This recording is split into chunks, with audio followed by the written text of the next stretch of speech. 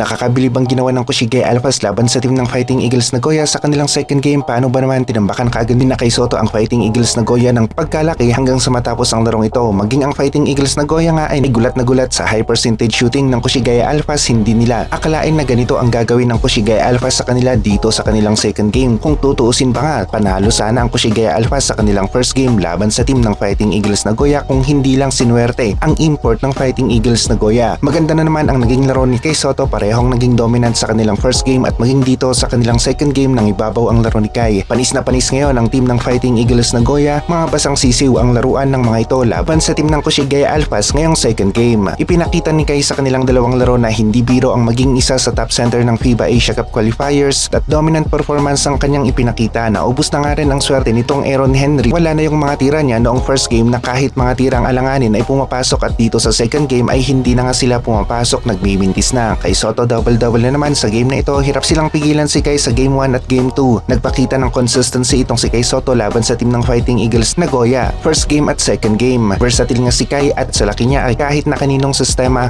o team ay nangingibabaw ang kanyang laro. Magpapatuloy pa nga ang magandang laro ni Kay Soto dito sa Japan B1 B-League dahil hindi nagbabago ang size ni Kay. Mahihirapan talaga ang mga team sa kanya dito sa Japan B1 B-League sa loob ng paint. Nabawasan ng Kushigaya Alphas ang kanilang turnover dito sa kanilang second game tapos pagkataas pa nga ng kanilang shooting percentage kaya naman naging tambak ang larong ito. Kung tutuusin nga, panalo sana ang Kushigaya Alphas sa kanilang first game laban sa team ng Fighting Eagles Nagoya kahapon kung hindi lang talaga sinuswerte ang import ng kalaban na si Aaron Henry. Hindi makapaniwala ang Fighting Eagles Nagoya, nagsisilakihan ang kanilang mga mata, maiyak-iyak sa laki ng lamang ng Kushigaya Alphas. Kay Soto patuloy pa rin ang pag-angat sa rankings, isa sa best center ng Japan B1 B-League. Kung ganito palagi ang magiging laro ng Kushigaya Alphas sa karamihan ng kanilang mga natitirang laro dito sa Japan B1 B-League ay maging ang pinakamalakas na teams nga rin dito sa liga ay magagawa nilang talunin. Consistency meron si Kay Soto at ito ang kailangan ng buong team. Dapat lahat maganda palagi ang maipakitang laro sa bawat game ng Kushigaya Alphas. Lahat ng players ng Kushigaya mataas ang percentage sa kanilang shooting, konti lang ang mintis tapos konti rin lang ang kanilang turnover. Kaya naman ganito ang resulta pagkalaking lamang blowout ika nga nila laban sa team ng Fighting Eagles Nagoya.